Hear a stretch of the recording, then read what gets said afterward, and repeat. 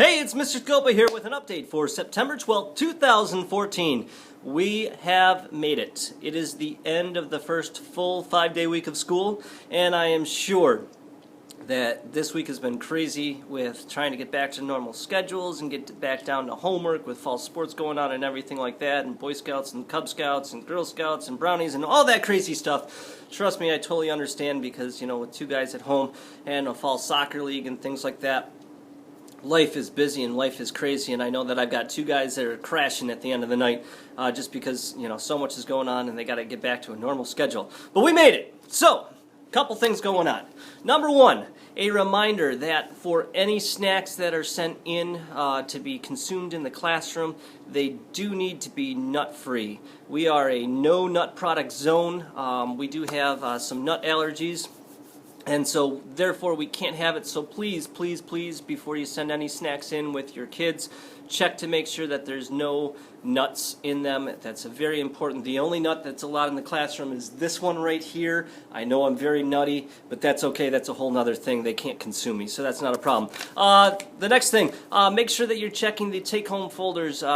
There should be things coming back and forth on a usual basis. That reading log comes home every night where you check in with them to show that you know what they've been reading and that they read for the 20 minutes and the pages and things like that. They're reading appropriate books, all that good stuff. Also, I send flyers home through the mailboxes, and so they take them and they stick them in their take-home folder, and so those can go home and you can get all the information that's going on with that.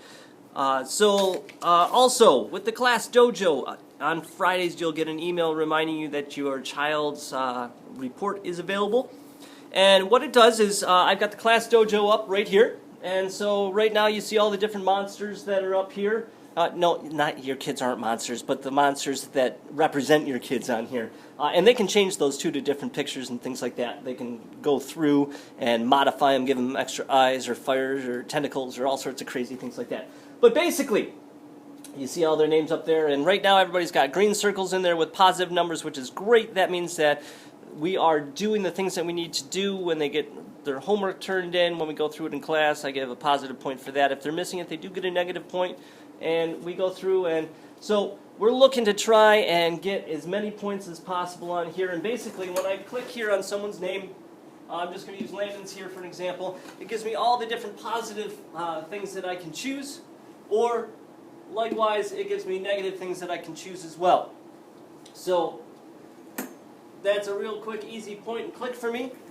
A lot of times in class, I also hit, they changed where it is, right here, this button that says random, and you'll notice down here that it comes up with a random name, and then it pops up with the choices for them, whether it's positive or negative. In class, a lot of times on my iPad, I use the random button to choose who's going to answer a question, so that way they can't opt out for answering a question. That's a really important thing. But also, sometimes when it's individual work time, I'll hit that random button and see what they're doing, and so you might see a thing saying on task or off task or talking, and that's just a snapshot of what's going on right there at that point. Believe me, I don't target anybody, and I use the random button a lot because then that way you never know who you're going to get. And so that's always an interesting way to do it. And so they give me reports of everything that's going on. So when I see the reports for the class, so far this week we've had 99% positive. There was 2 no homeworks that we had, so that's what dropped it down. I gave out 186 positive comments so far this week and 2 negatives. And so if you think about it, that's a great thing for your kids. And so this number right here shows that 99% out of those 188 comments were positive.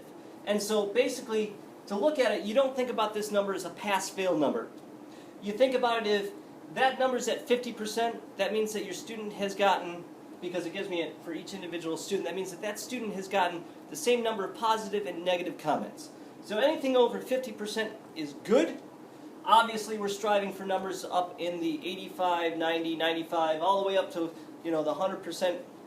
Would be an awesome thing to strive for your kids to level up and make sure that they're on task with doing the things that they need to do. So this is a great number. I'd love to see this number for everybody all year, and so that's something that we're going to be working on to get that through.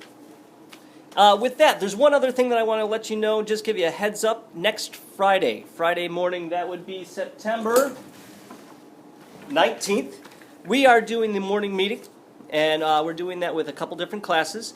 So not everybody's going to have a speaking part, but everybody's going to have a leadership role in going through and doing the things that we are doing as a large group. I know that some parents like to come in to see the morning meeting when we participate in that, so feel free to come in next Friday, because our morning meetings are every other Friday for the building-wide ones now.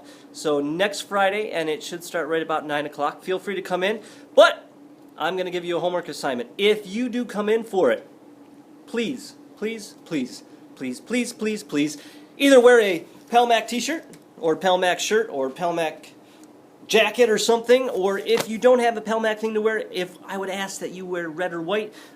That's going to be something that we introduce, and that we talk about the fact that at our morning meetings on Fridays, for the building, which is the every other Friday thing, that we wear our Pelmac shirts or red and white to show Pelmac pride. And so if you do come, that would be great. And with that, I'm at 6 minutes, so I've been talking way too long to you guys, and I've taken up too much time. I hope everybody has a good weekend. It's a home opener for the Bills. All right, we'll see you.